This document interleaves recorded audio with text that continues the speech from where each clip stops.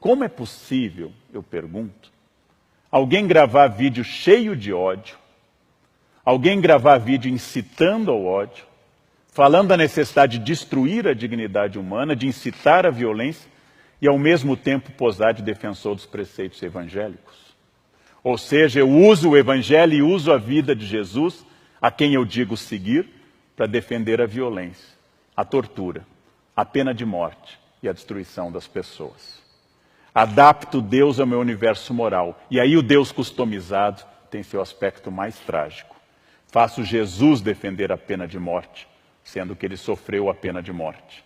Defendo a tortura em nome do bem, quando o supremo bem foi torturado. E excluo pessoas que não mereceriam a misericórdia ou a compaixão, em nome do Deus da misericórdia e da compaixão. Será que essas pessoas, que eu estou chamando, entre aspas, homens de bem, leram o mesmo evangelho que eu li? É a eliminação da culpa provocada por alguns religiosos e por alguns discursos religiosos que torna esse tipo de religioso problemático, sem generalizar. Porque perseguir, matar e fazer discurso de ódio em nome de Deus é a suprema elaboração do mal.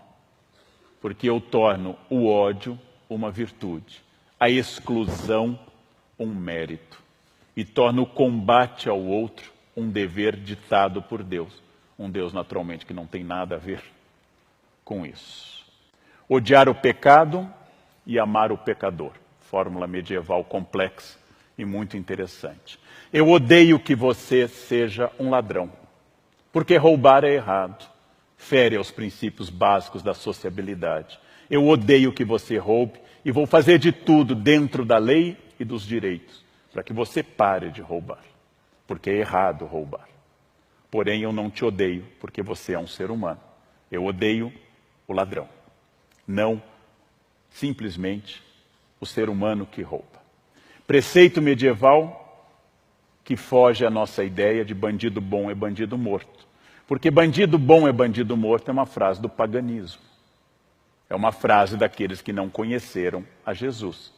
É frase de um romano sem batismo, de alguém que jamais teve contato com o evangelho e desenvolvia a ideia de que a justiça é a punição e a eliminação de quem eu considero desviante. O curioso não é a incoerência natural de todos nós, de mim, de qualquer pessoa, mas é afirmar a violência em nome de Jesus. Isso é o mais extraordinário. Sabe que o ódio e a violência são condenados de forma explícita e direta no Sermão da Montanha, núcleo duro do cristianismo.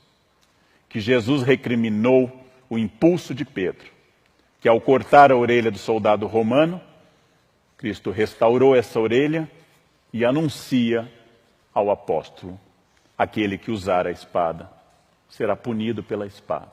Aquele que empunhar a arma será castigado pela arma.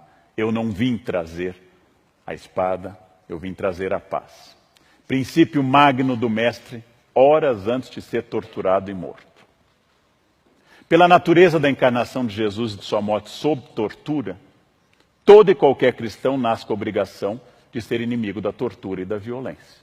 Porque, afinal, Jesus foi torturado e condenado à morte, de forma injusta.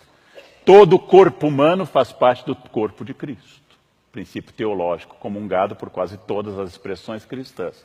Logo, qualquer tortura em um ser humano, independente da ação que ele tenha cometido, independente da sua orientação ideológica, é uma tortura no corpo de Cristo, que revive a cena daquele homem atado a uma coluna sendo chicoteado, coroado de espinhos e levando tabefes e cusparadas dos soldados.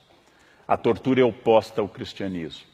Mas, óbvio, foi cara a muitos momentos das instituições que se dizem cristãs e a muitos que hoje se consideram cristãos. Elogiar a tortura é o gesto mais poderoso para dizer que eu sou inimigo de Cristo, inimigo da fé. Obrigado.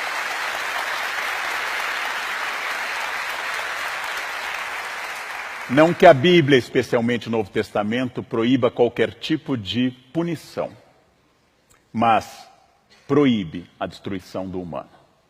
Mesmo que eu tenha que reter alguém para que não seja um perigo social, isso deve ser feito com respeito. Mesmo que a pessoa tenha errado como adúltera, eu não tenho que dizer, atirem à vontade a pedra, porque ela não é uma pessoa de bem. Jesus diz, quem não tiver pecado, atire a primeira pedra. Os homens de bem, entre aspas, porque naturalmente há homens de bem, há mulheres de bem, há pessoas de bem, de fato, mas eu vou usar essa expressão no sentido usual das redes sociais. Os homens de bem proclamam que os direitos humanos são para os humanos direitos. Frase contraditória, que eu ouvi várias vezes. Chamamos em filosofia isso oxímoro, contradição em termos. Ou seja, se são direitos humanos, pertencem a todos os humanos. Pertencem inclusive aos políticos. É tão radical essa frase, que nós devemos dizer que todo senador tem direitos humanos. Todo deputado, todo presidente tem direitos humanos, porque ele é inerente à espécie humana. Não há direitos humanos porque eu pago impostos. Não há direitos humanos porque eu, Leandro, trabalho 14 a 16 horas por dia. Eu não tenho nenhum direito a mais do que a pessoa que não trabalha.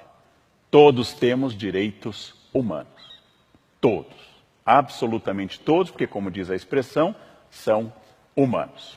Com isso, nós temos que pensar que esses achismos, esses truísmos, que entram em conflito aberto com a vida de Jesus, que afinal, se alguém se deu ao trabalho de ler os 4 evangelhos, a frase é absurda.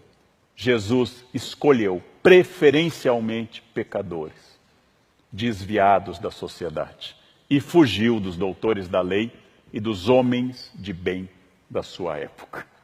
Jesus procurou as pessoas excluídas, os publicanos, as prostitutas, a adúltera, e disse que viera para eles e não para os que não precisavam de salvação.